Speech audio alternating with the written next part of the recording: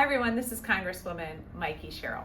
Thanks to the Consumer Financial Protection Bureau and the Federal Trade Commission members for being here today to help us with our first webinar on consumer fraud protection, things like scams and fraud being committed on people throughout New Jersey.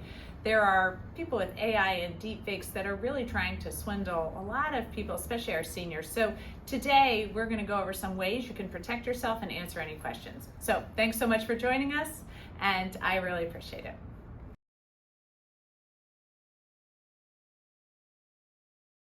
All right. So to add to that, here in the district office, we hear from constituents who are victims of scams all the time. Scams that come in from all sources, phone, mail, online, and via text and chat apps. You really can't be too skeptical of what you're seeing online and over the phone these days. We wanted to bring you some experts to talk to you about what to look for and how to avoid being a victim. One thing I always start with these presentations on scams. Remember, if you think that you're too smart to be a victim of a scam, you just don't know how sophisticated some of these scams have become. Any of us can be a victim, and refresher training like this is so important in keeping the signs of a scam at top of mind. So before we get started, I just want to cover a few things about how the webinar will work. If you have a question, please use the Q&A feature in Zoom. There's a Q&A feature that's enabled. You'll be able to put questions there, and our staff is monitoring that. If you submitted a question when you registered, I have that list, and I'll be selecting from that list during the Q&A part of the webinar. Please keep in mind that we're recording today's webinar, so please refrain from disclosing any personal information with your questions. We'll get to as many questions as time allows. If we're unable to get to your question, you can follow up with us directly. We're happy to share copies of the slides you'll see today, along with some helpful resources provided by the agencies. The webinar is also being recorded and will be posted to our YouTube channel. And with that, I'm going to go ahead and turn it over to our panelists. So we have two great panelists today. So joining us from the Consumer Financial Protection Bureau is Scott Filter. And then after his presentation, we have Darlene Motley from the Federal Trade Commission. We have a lot to cover, so let's get started. Scott? Good morning, everyone. I'm from the Office of Consumer Response and Financial Education at the Consumer Financial Protection Bureau, and today I'm joined by Darlene Motley from the FTC, and we're very excited to talk to you about how to avoid fraud and scams. Next slide, please.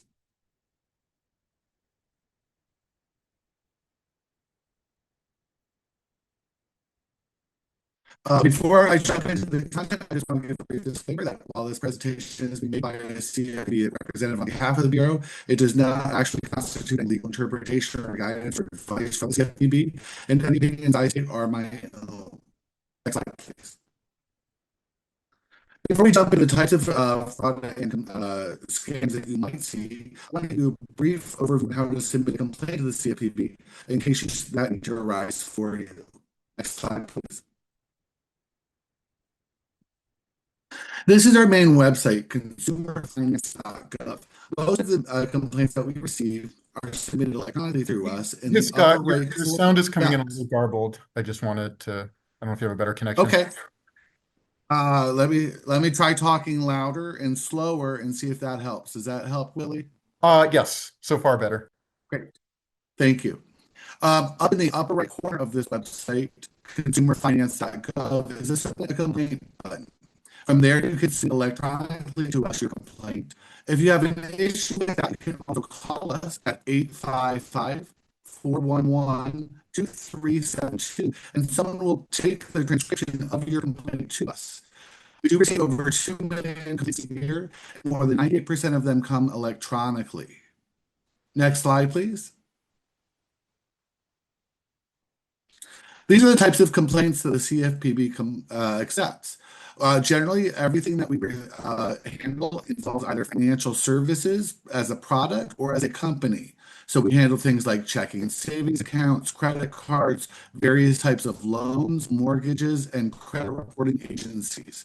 We also handle companies such as credit card companies, banks, and auto loan companies as well. If you're unsure whether or not we're the right organization for you, in case you have something else such as a complaint about your phone bill, your internet, usa.gov/complaints is a great place to check to see the right organization that can help you with your particular complaint. Next slide, please. When submitting a complaint to us, it's important to provide us with key information that the company can go back and research with and know exactly what your complaint is about. Make sure that when you're presenting the narrative about your complaint, that it's clear and concise, that it provides relevant details to your situation, but does not provide so much details that it gets a little confusing to the company about what exactly you're complaining about. Please provide your name, email, phone number, and address so that your company can look into your account accurately. Without this, the company will not be able to respond to your complaint.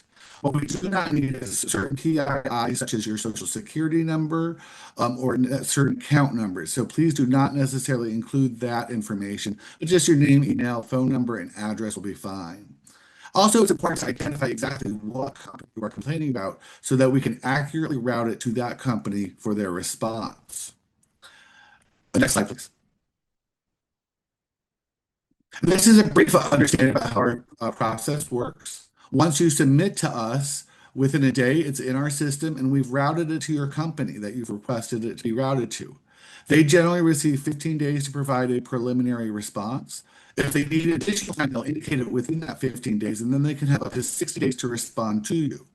However, at that 15-day moment, as long as you've given us permission to do so, we'll remove any PII that would identify you and publish it to our consumer complaint database so that other organizations who might do some sort of oversight can research to see what's going on in the markets. And then once you receive a response from the company, you have an opportunity to review the type of response you received and your satisfaction with it. That will come back to the CFPB. Next slide, please. Now I want to jump into the types of fraud that you might be seeing in the marketplace. I'll have some of these in my presentation, and Darlene will have more in hers as well. So make sure to pay attention to the full presentation. Next slide, please. So oftentimes you may be impacted by what's called a blackmail scam. An individual will try to scare you into sending them money by threatening to distribute private content that they've taken from your computer or your phone. When this happens, make sure that you stay calm. Stop contact with them. Do not send them any money. You may want to contact law enforcement, so you should keep records of any information that they've sent you, whether they be text messages or emails. Next slide, please. You may also be impacted by charity scams. These tend to happen most around holidays and when disasters happen. A person will reach out to you as a representative of a charity to try to get a donation from you. That charity may or may not be real. Their relationship to that charity may or may not be real as well. So you should avoid clicking on any type of links you see on social media that have been shared or emails that you receive from them. An individual may try to tell you that you've already pledged to make the donation in a way to push you to make that donation directly with them at that point. So what to do in this situation? You should ask for more details on the charity, including the address and phone number, so that you can go back and make sure that the charity is a real charity through a third-party website. Never donate directly to that individual's that has contacted you. You should always do it through the confirmed charity's website. Never give out information to the person who's contacting you without verifying that there is an accuracy to it. Next slide, please. There are a number of debt scams that can happen. Here for a debt collection scam, someone will try to contact you and pose as a debt collector to trick you into owing or paying a debt you don't actually owe. When this happens, you should ask for the address and phone number information, similar to you did in the last scam of the debt collection company, and you should independently verify that that company exists. Check your credit Scott, I report. think we're still having a little trouble hearing you. Uh-huh. Is there anything you can try with the connection on your end, just so we can make sure we get all the information to folks? Yeah. Yeah, give us 1 second, folks.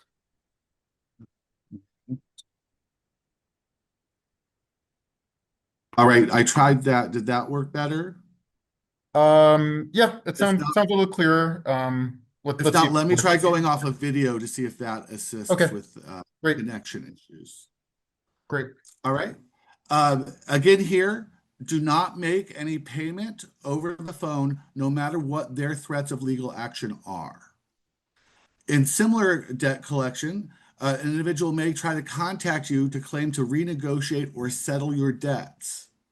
Some debt settlement companies are legitimate, but many are just trying to scam you into paying fees with no ultimate end result. In this situation, you should try to avoid working with companies that promise to erase your debts or require upfront fees. Instead, you should work with a reputable, nonprofit credit counseling program that has been vetted. Next slide, please. And here we have a relative scam. Someone pretends to either be a relative asking for immediate help or claiming to be some sort of law enforcement official who has done something or knows something specific about your family member that they need either help or legal assistance. These individuals may pose in a way that they actually will use AI to try to prove that they have the voice of your family member and try to prove to you that that is the actual person. In this situation, you should be aware of calls that are shrouded in secrecy or phone calls that you are not expecting. You should also call your family member that they claim to be separately to see if you can reach them or through a different family member. You should verify that your family member actually needs help and do it independently of the individual who has contacted you. Next slide, please. You might also see these lottery scams. You'll sometimes receive a call, text, or email indicating that you won a prize, lottery, or sweepstakes. I think we've all heard of these types of African lottery things where they claim to say that you've won their national lottery, but you have to pay a fee up front to win those monies and have it deposited into your account. These are traditionally scams. You should not provide them with personal or financial information, including social security numbers, bank account information, or addresses. You should not make a payment for a promised prize, even if they demand immediate payment or you would lose that prize. And you should not click any links in an email that you receive if you have not already previously solicited that information. You should not verify that source. You should just delete the email. Next slide, please. And so a little bit on how to generally protect yourself from scams and fraud. Next slide, please. Some warning signs as we've gone over in these examples. The person asking for money claims to be either from the government, a bank, or a family member, and you are not expecting their contact. They ask for you to electronically send them money, such as crypto, a wire transfer, a gift or prepaid card, or try to give you have you give them your account numbers over the phone. They ask you for access to your accounts, and they pressure you to act immediately or you lose out on an important deal or prize. They create this high intensity sense of urgency so that you will be pressured to provide them with money immediately or bad things will happen. So in these cases, make sure you step away and stay calm and don't give in to their pressure. Next slide, please. Additional ways you can protect yourself. Make sure that you do not share your personal information or your passwords for your various accounts or social security. Make sure you change your passwords regularly so that if someone does get access to an account, they don't have access to multiple accounts or continue to have access to your accounts. Again, never pay up front for a prize, and ask yourself if this is too good to be true. If it is, it's likely a scam. Beware of deals that are only good for today or other high-pressure sales techniques on behalf of that person. Be careful and relax when they play on your emotions. They're trying to upset you to create a high-urgency situation. Do not click on any links or QR codes that you are not already submitted for or that you are already aware of or ready to engage with. Sending these types of links, even if it seems like it's from a reputable business, will ultimately possibly come from some sort of third party that is not actually affiliated with who they're claiming to be. Best recommendation is to not click on any links or QR codes, but if you want to go to a website, do an independent search and go either directly to the organization's website or do a Google search that way. And also put your phone number on the do not call registry. That should limit the number of extraneous phone calls that you receive. Next slide, please. If you're the victim of a fraud or scam, here are some things that you can do to protect yourself legally. You should contact your local police or sheriff's office to report the scam. You can also report it to your state attorney generals. Here at nag.org, you can get the contact information for your state attorney general. You should contact your state or local consumer protection agency. If you're an older American, you can contact your local adult protective service agency through either eldercare.acl.gov or calling 1-800-677-1116. You should report the fraud or scam to the FTC at reportfraud.ftc.gov that Darlene will go into in more details. And if the fraud or scam involves cyber or internet-based actions, you should contact the FBI at https://ic3.gov. And since all scams are different, you may want to consider reaching out to more than one local, state, or federal agency to work on that issue and increase your protections. And now I'll turn it over to Darlene.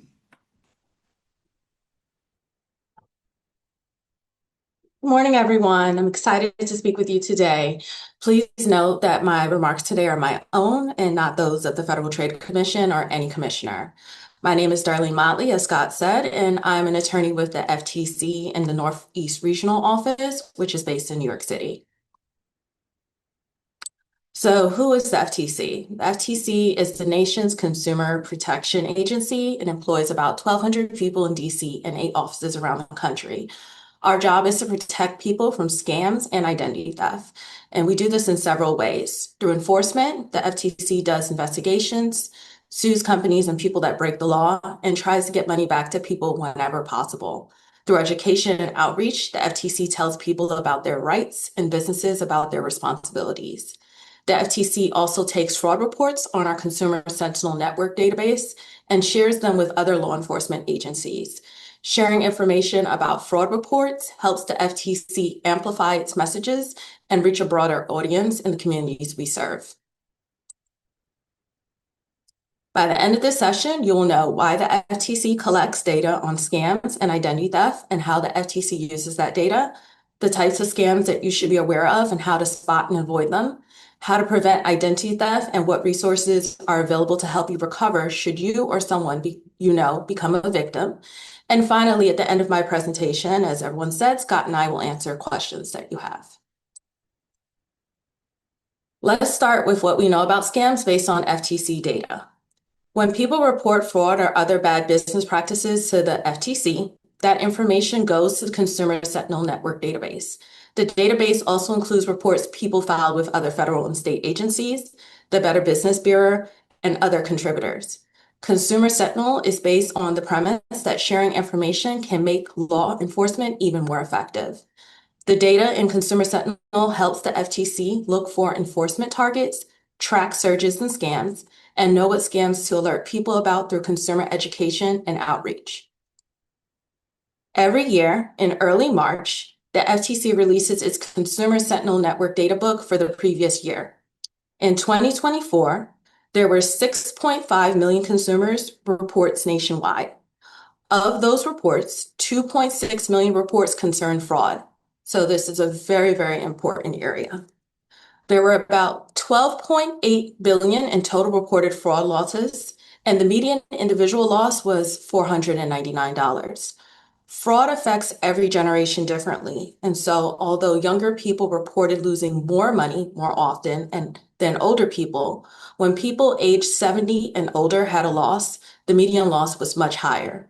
To compare, the median loss for adults ages 20 to 29 was $417, whereas the median loss for adults ages 70 to 79 was $1,000. For New Jersey specifically, in 2024, there were 169,027 total consumer reports. Two of the top three reported categories were identity theft and imposter scams, and we're going to talk about those a little bit later. Consumers in New Jersey had a total reported loss of $321 million, with a median loss of $500 per individual. For the first quarter of 2025, so far, consumers made a total of 34,632 reports. Of those reports, 14,570 reports have concerned fraud. Most reports have concerned identity theft and imposter scams. So how do imposter scams work? Let's discuss how to recognize and avoid common imposter scams you might see in your email inbox, on your phone, or online. The three most common types of imposter scams are people pretending to be employees of trusted businesses like Amazon or FedEx, government agencies like the FTC or Social Security Administration, and tech support agents and companies offering to help fix a fake problem on your computer. Typically, imposter scams start with an unexpected contact about a small problem. Maybe you have an unauthorized charge in your account, or a pop-up on your computer says you have a virus and you should call for tech support. If you respond to any of these messages, a person will then say, oh, there's a bigger problem here. There's criminal activity on your account, there's money laundering, drug trafficking, maybe there's an arrest or asset freeze order, so that panic will set in. Next, they'll offer to transfer you to a helper, and they'll ask you later to then transfer your money to protect it, and don't let anyone know about this call and transaction. This is a devastatingly effective tactic scammers use to put people into a panic, isolate them, and tell them to keep it a secret and transfer money now. People can lose their entire life savings. Scammers also send phishing emails and phishing text messages to try to steal your personal information. Remember, honest organizations will not call, email, or text you out of the blue to ask for your personal information like your Social Security, bank account, or credit card numbers. It's also important to know how scammers tell you to pay. A sign of fraud is someone asking you to use untraceable payment methods such as gift cards, cash wire transfers, or cryptocurrency to make a payment or transfer money. If someone tells you to do any of these things, it's a scam, such as put your money in a secure account to protect it, transfer your money to a cryptocurrency account to protect it, get cash and I'll send a driver to pick it up, deposit cash at a Bitcoin ATM to protect your money, buy gold and a driver will come to get it. Always remember that no one from an honest business or the government will tell you to do these things. Only a scammer will. Therefore, never transfer or send money, cryptocurrency, cash, or gold to someone you don't know in response to an unexpected call or message. If you get an email or text message from a company you do business with and think it's real, it's still best not to click on any links. Instead, don't open the text, swipe left, do delete, and report junk. Do not call a number the caller gave you or the number from your caller ID. Most importantly, if you're concerned about a problem, tell someone and let them help you verify the story. Don't keep it a secret. Scammers want you to be afraid and alone. Plus, if you think there's a real problem with one of your accounts, use a phone number, website, or app you know is trustworthy to contact the company. Don't use the contact information in the message you got or the phone number the scammer provided. Another type of consumer scam to be aware of are investment scams. Investment scams often start with unexpected contact, like an imposter scam, but the scammer builds a relationship or romance with you. For instance, let's meet for coffee and get to know one another. That relationship can muddy the waters. Eventually, the scammer will bring up money or investing, and it becomes a friend or love interest helping you make money. They may promise to help you invest or show you a secret investment method or access a method that's proven for a fee. But if anyone ever promises guaranteed returns, huge profits, no risk, that's a scam. They might even show earnings in a statement online or a mocked up website or document, or give you a link or app where you can watch your investment and see your money grow. But every time it ends up with you losing your money. If you do give money the first time, the scammer will likely keep pressing for more money and ghost you if you ask for your investment back. We know scammers are good at what they do, and sometimes no matter how careful we are, it can happen. We pay a scammer or give them our personal information. If that happens, here's what to do. First, start with the company you used to send the money. Tell them it was a fraud and that you want their help to get your money back. If you act as soon as you realize you paid a scammer, and depending on how you paid, you might be able to recover at least some of your money. So you should talk to the payment provider and ask them to return the money. For example, if you paid by a credit card, you could call your credit card company, ask to reverse the charges, and freeze your card. You have some legal protections against unauthorized charges on credit cards, debit cards, and bank accounts, but you need to act quickly to contest and report the unauthorized charges. If you wired money, say through Western Union or MoneyGram, you should call them as soon as possible. Let them know the transfer was sent in response to a scam and request the transfer be reversed. If you put money on a prepaid card or gift card, like on an iTunes, Google, or Amazon card, you should contact the gift card company right away. Let the company know the card was used in a scam and you want to know how to get your money back. I want to highlight that cryptocurrency payments are not reversible, and therefore it's virtually impossible to get your money back if you sent money to someone this way. Therefore, don't purchase and send cryptocurrency upon request from someone that you do not know. There's no guarantee that you will get your money back, but you should always try and alert the payment system. Then report the scam to law enforcement, even if no money was lost. This helps law enforcement track the different types of scams and what methods scammers are currently using. Now that we have covered how to spot, avoid, and respond to fraud scams, I will talk briefly about identity theft. Identity theft happens when scammers get a hold of personal and financial information and use that information without your permission. Someone may use your personal information to open new accounts and credit cards in your name, file taxes, or collect government benefits such as unemployment insurance benefits.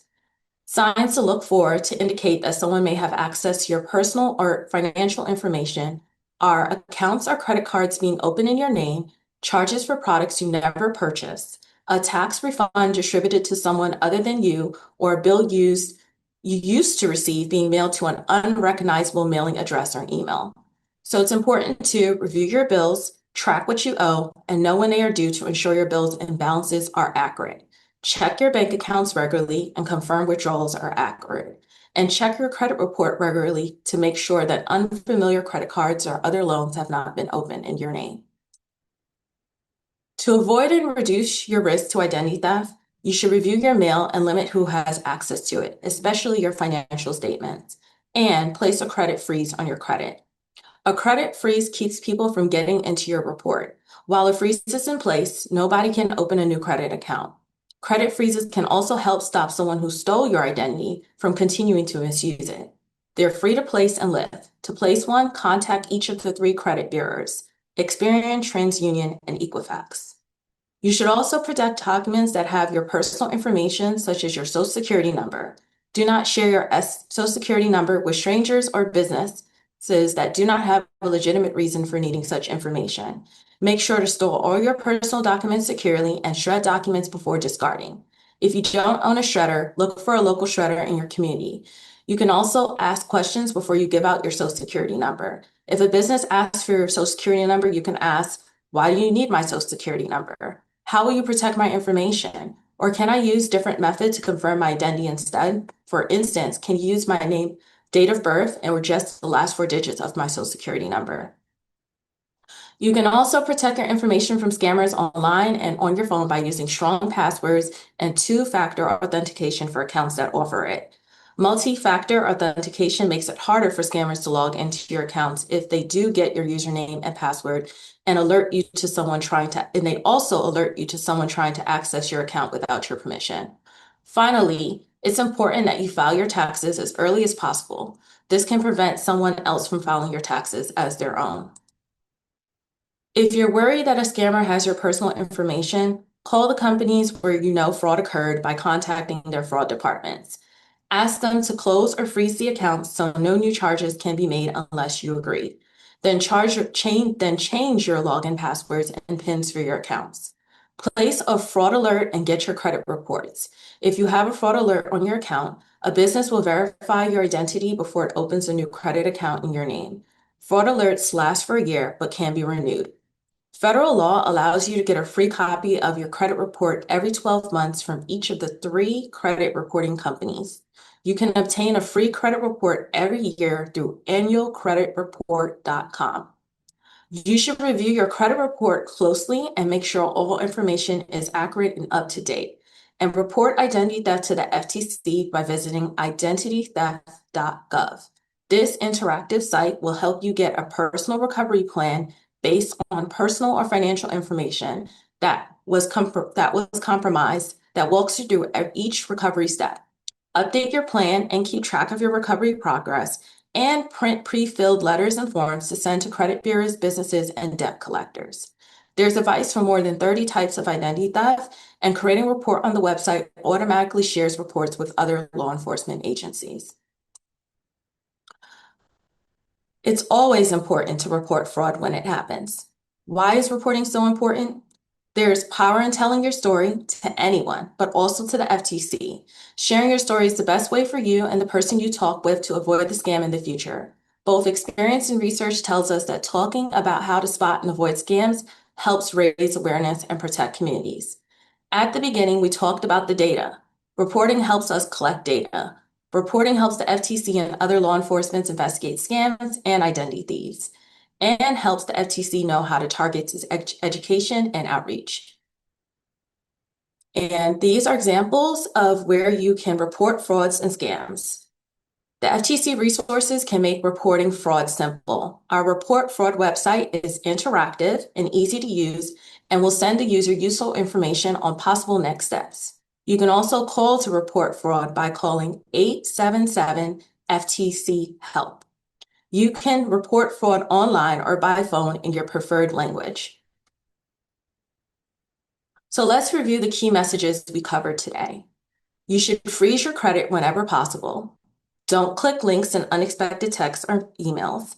Don't engage or respond to messages from people you don't know in real life.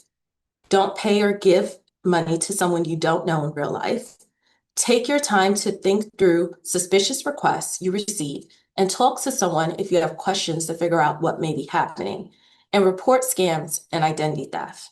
To stay informed of the latest scams, you can sign up for the FTC's consumer alerts by visiting ftc.gov/subscribe. As I've mentioned, your reports matter to the FTC, to all the law enforcers who have access to Consumer Sentinel Network database, and to the people in your community that you help every time you report a scam. Thank you so much. All right. Thank you so much, Darlene and Scott. One thing we're going to do, I know a bunch of you wrote in, you were having some trouble hearing Scott in the first, maybe third of his presentation. So I'm going to kick it back to Scott in a second. We're just going to go over that again because that's great information. I want to make sure everyone can hear it. But I just want to do one plug. After he goes over that information again, we're going to go to the Q&A. Just remember, if you have a question, just use the Q&A function in Zoom and you can type in the question. We're going to be selecting from those questions when we do the Q&A. Scott, do you want to go ahead and take it and cover your first couple slides? Great. Charlie, would you go ahead and start sharing from slide 4, please? Sure. Again, everyone, I want to apologize for any internet connectivity issues I'm having that's affecting the audio, but we do want to get you this information.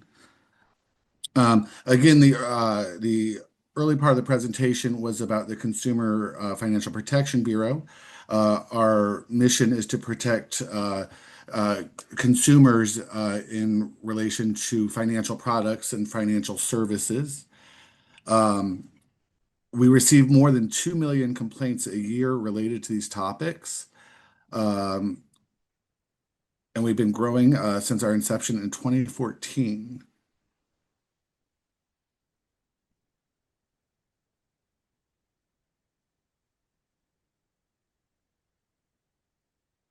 Bye.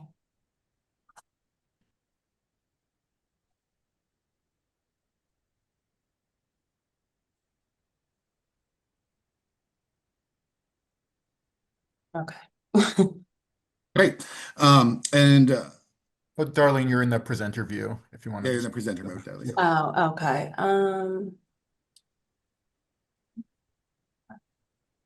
If you do want to submit a complaint to the CFPB, you would use this as our website, consumerfinance.gov. On here, you can see that our submit a complaint button in the upper right-hand side of the screen is how you would submit an electronic complaint to us. 98% of the 2 million complaints we receive annually come through an electronic submission. However, if you need another way to submit besides electronically, you can call us at 855-411-2372, and that number is right above that submit a complaint button. And we do have a call center that will transcribe your complaint for you. Next slide, please.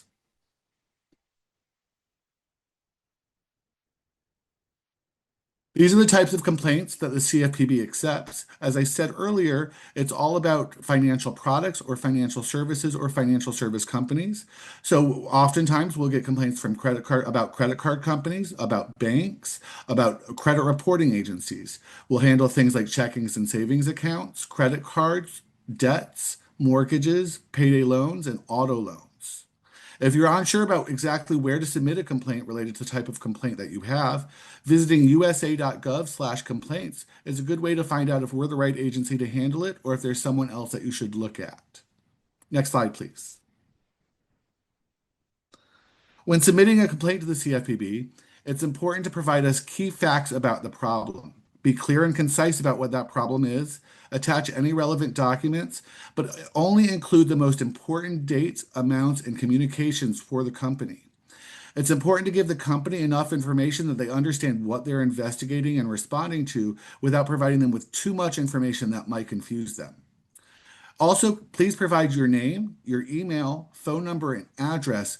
Without this, the company won't be able to respond to the complaint. We do ask that you do not submit your social security number to us. We do not need that information, and that is a number that you should keep better protected than submitting it to our agency. Also, make sure you identify clearly what company your complaint is about so that we can forward it to that company and ask for a response. Without a company name, we'll need to follow back up to get that information before we can process your complaint. Next slide, please. This is a brief overview of how our complaint process works. Once you submit a complaint, we'll review it and route it to the company, usually in less than 1 day. The company then has about 15 days to provide an initial response, but they may indicate within that 15 days that they need additional time to research your case. In those situations, they can take up to 60 days to provide a final response. However, at that 15-day mark, as long as you've given us permission to do so, we'll remove your personal identifying information and publish it to our consumer complaint database, which is utilized by other agencies that are doing oversight on companies. And then at the point that you receive a response, we'll also ask you to provide a review of the response you received, ensuring accuracy and timeliness. That information will come back to the CFPB, and we use it to work with companies to improve their complaint responses. Next slide, please. I also want to jump again and go over at least 2 of the types of frauds that I think were impacted by my audio issues earlier. Next slide, please. The first was blackmail scams. And that's when an individual tries to scare you into sending them money by threatening to distribute private content that they claim to have stolen from your computer or phone. When this happens, make sure that you stay calm. Do not panic. Do not give in to them. Stop contact with them once they make their demands. You may want to contact law enforcement, and so you should keep the copies of any messages or emails that they send you for law enforcement so that they can prosecute their case. Next slide, please. And then the other one to go over is the charity scams. And this is when a person poses as a representative of a charity to try to get money or donation from you. These often increase around holidays and disasters, so it's important to stay vigilant during those times. The charity that they claim to represent may or may not be real, so you want to verify that before giving any money. You should avoid clicking on links on social media accounts or in emails that you receive that you're not expecting. Often, individuals who try to contact you will claim that you've already pledged to make the donation, so you just have to follow through. When this happens, what should you do? You should ask for details on the charity, including their address and phone number, and make sure that that charity is a real charity through a third-party website. I'd also recommend donating directly, if that's your intention, through the confirmed charity's website, rather than through the individual that tries to contact you. that will protect you from them trying to steal that money or giving you a faulty link that actually takes you to another company. And Willie, I think that was all that was needed to cover. Let me know if you want me to do any others. Nope, I think that covers it. Thank you so much for going over that Great. again. All right. Yeah. Again, my So, apologies for the issues. oh, no problem. All right. So, now we've got some really good questions in the chat. So, like I said, we're going to try to get to as many as we can here. So the first question, I think maybe you both might have some perspective on this, but we have Stephen who asks, should fraud victims report to both IC3.gov and FTC.gov websites? So do you need to make a report to both, is the question? I'll jump in first, then Darlene can talk about it. Sure. The CFPB's stance on this is that you do report to multiple appropriate agencies so that there's multiple prongs that are attacking these fraud and scammers independently. So if it is definitely something that happens through the internet or through some sort of technology thing, we definitely do recommend both reporting it to the FTC as well as the FBI. They have different tools in their tool belts that they can kind of address these problems and try to get them shut down. So we recommend doing both. Okay. Thank you. And I echo that sentiment that Scott just expressed. We recommend reporting to the FTC. And as I said in my presentation, if you report to the FTC, that report is entered into the Consumer Sentinel Network database, and that database is accessible by numerous law enforcement agencies, as well as other groups that are helping with this work. So that also will allow them to access your report when needed, and if they feel it deserves proper follow-up, they will do so. Great. Thank you so much. All right. Our next question is from Elliot, who asks, I've heard advertising for programs to protect the title on a personal residence. Is there a need for this? Can a hacker use the title on my home to get a loan or sell the home?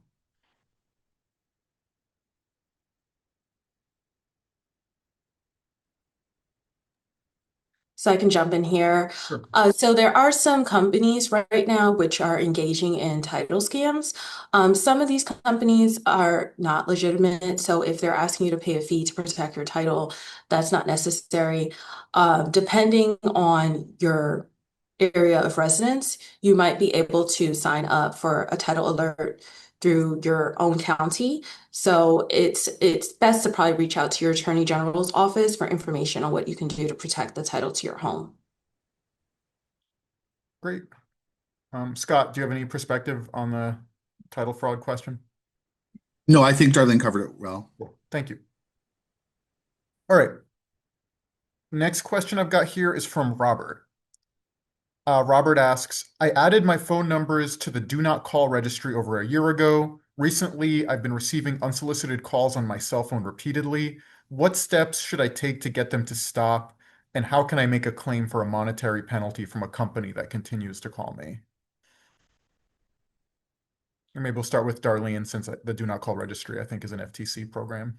Yes, so the Do Not Call registry is a FTC program. It will limit as much as fraud calls as possible, but it unfortunately does not capture every single possible fraud call or spam call that you can receive. So we also do recommend that if your phone provider offers spam call protection or spam call alerts, to turn on that protection as well. And to your second part of your point on how to get monetary penalty from a company that continues to call you, the FTC doesn't help individuals doesn't file claims on behalf of individuals directly.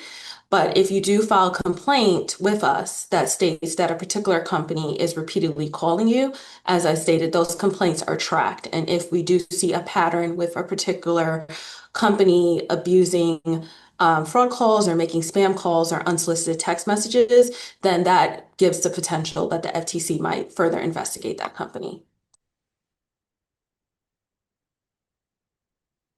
Great. Thank you, Darlene. Scott, do you have anything to add? The question about spam calls, robocalls? No, it's FTC program. Darlene will be the expert. Gotcha. Thank you. All right. Next question I have here is from Liz, who asks, how can we protect ourselves against AI fakes? Sure, I'll jump in, I guess, here first, and let Darlene add to it. I think first of all, just being vigilant that that's a possibility out there. And I think, as I said in some of the scams that I was explaining, you want to verify anything that happens. So if you get an unsolicited call, with someone pretending to be a family member or something like that, those AI fakes can be very realistic and you could scare you because you're afraid of what's happening to your family members. You want to make sure that they're safe. You want to make sure that they're protected. And you think that the best thing to do is jump in right there. But, I think it's important in today's society with how technology has advanced to just step back for a minute and relax and try to independently verify everything. Maybe you would ask something that only you and that person would know, to try to verify their information. Maybe you'd be like, let me call you back. Can I get a number to contact you? And, research that number to see if you can actually verify that it's where they're supposed to be calling from. And then again, try to independently call the family member that it's claiming to be, to ensure that you can reach them independently. Why didn't they call you from the cell phone that you have on file for them? Why haven't you seen them recently? Things like that, rather than just jumping into, oh, I want to be helpful. Let me give this complete stranger information, that they either say they're with my family member or they're claiming to be my family member. So, just to always independently verify anything, I think is a good step in trying to protect yourself. And Darlene, do you have anything else you want to add? No, I don't have anything to add. You answered that well, Scott. Great. Thank you so much on that. And like I said, I can emphasize just from even things we've heard in the district office, it's just the same thing. If a caller is trying to tell you that it's urgent, or if they tell you you can't tell anyone else in your family or law enforcement, that is the biggest red flag that is possible. All right, next question I've got here. Maureen asks, how do you know when it's safe to click? I think this is in the context of emails, even texts or chat apps. How do you know that it's safe to click on a link? So I believe Scott covered this in his presentation, but it's if you're receiving an email and you're not expecting it, then our recommendation is to not click on it. It's likely safe to click if you are expecting an email. So for instance, you are having a conversation with a business over a phone and they say, I'm going to send you a link right now to verify your identity or to fill in certain information. And so you're already expecting that email and that link to come to you. So it's likely it's probably safe to click. However, if that email or link was sent to you in response to an unexpected or unwanted call, then it's likely not safe to click. And Scott, if you have that? I would also add that when you receive any type of link, if you hover over it with your mouse, it will show you the actual link that it's going to take you to. And if that does not match up with the company or end site that you are expecting it to go to, that means it's a scam and you should not click it. I would also recommend that if you are interested in trying to at least, see what that information is on the other side of that, you do an independent Google search. So if like, a local store sends you something and says, click here for our latest sales, you just go to the Google and you type in, grocery store chain of choice sales this week, and it'll pop up that same the website that you're expected to go to without the fear that you're actually being misdirected to a false link. And I would also say too, is that time of day can also be an indication. So if you're receiving an email and it's at odd hours or there's misspellings in the email, that's also an indication it's likely a scam email or a scam text. So those links will not be safe to click. Great. Thank you. Thank you so much. Next question I have is from Linda, who asks, my major bank notified me once that my email address appeared on the dark web. I didn't know what to do. What does that mean? And is there anything that I need to do when I get that notification?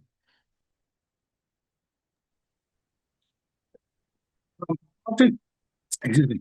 Oftentimes when that happens, we're kind of at a point where it's too late for you to do anything about it. That does not necessarily mean that your email address has been compromised. It just means that nefarious people have sold that piece of information to other nefarious people. So you should be aware of it.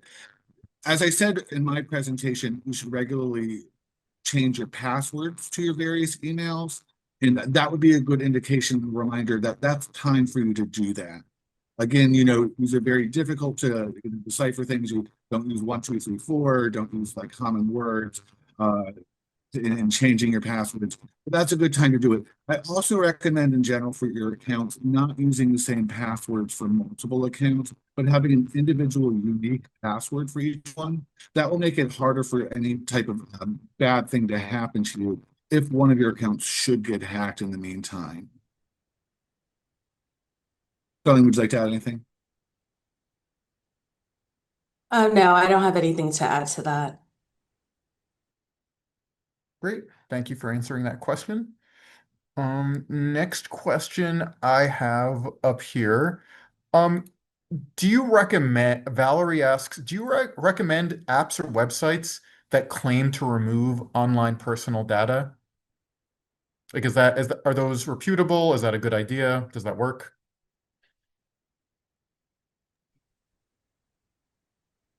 Go ahead, Darlene. So I was going to say FTC, sorry, am I echoing? The FTC website provides a list of resources that can help you determine whether a company that provides that service is likely reputable. However, as I stated through my presentation, you can also freeze your credit at any time yourself by just going to each of the individual credit bureaus.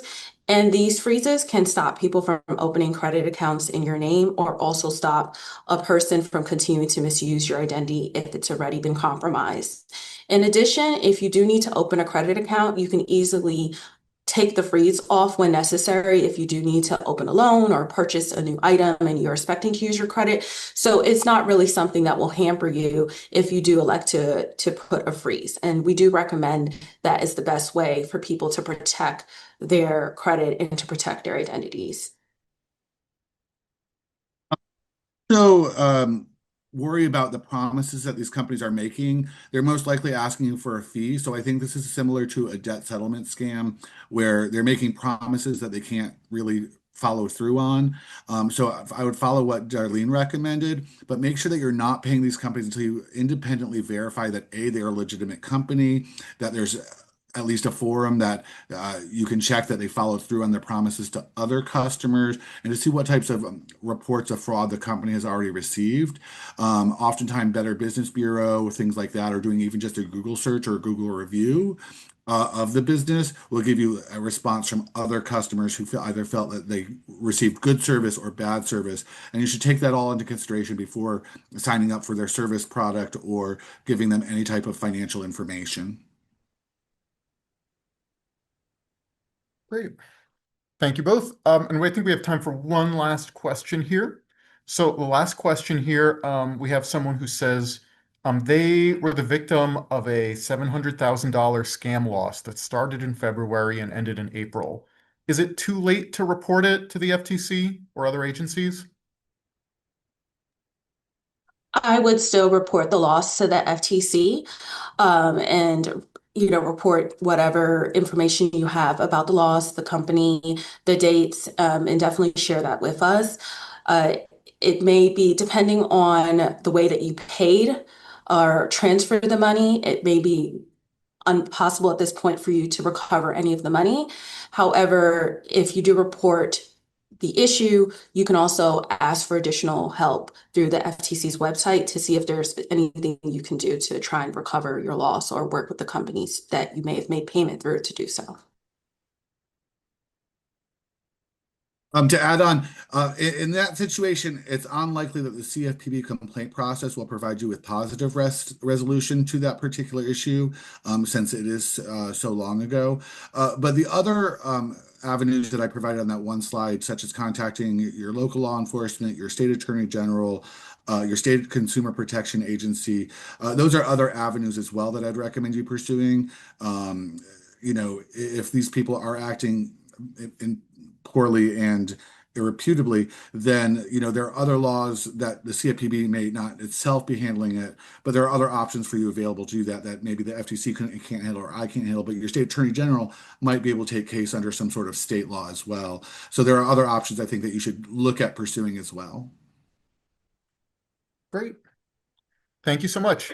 All right, so that's all the time we have for questions for today.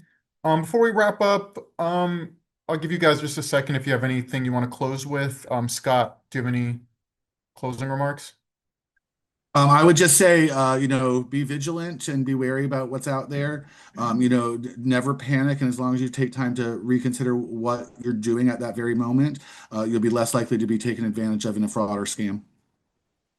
Great, thank you. Darlene, do you have any remarks you'd like to end with? Yes, I would just like to say the same thing, to always just make sure you investigate any requests that you have, especially for money. Make sure you take your time to process and to think about the request, and to also ask other people and other agencies whether or not this might be a truthful request, and to never ever give money to people that you don't know in response to unexpected calls, messages, texts, or anything that you may receive. Great. Well, thank you both, Darlene and Scott, for taking the time to join us and our constituents today. We really, really appreciate you taking the time. This is great information. So thank you to both this Consumer Financial Protection Bureau and the Federal Trade Commission for taking the time to come out. This is such an important topic, and I appreciate you taking the time.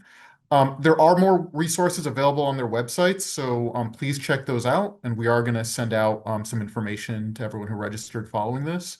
If we didn't get to your question, feel free to follow up with us by calling our Livingston District Office. And I want to put up a slide here in a moment, but at 973-526-5668. And then please stay tuned. We have more of these webinars coming up from other agencies. It's going to be great information. So to make sure that you stay in the loop, please subscribe to the Congresswoman's newsletter or follow her social media to stay updated. Or you can go to our website at sherrill.house.gov and click the events tab on the top. So I'm going to go ahead and pull up our closing slide now, just so you have our contact information. Here we go. So again, you can reach us. That phone number is for our Livingston District Office, and then our social media handles are there. So make sure you stay in touch. Like I said, we have more webinars coming, and thank you to everyone for joining us today.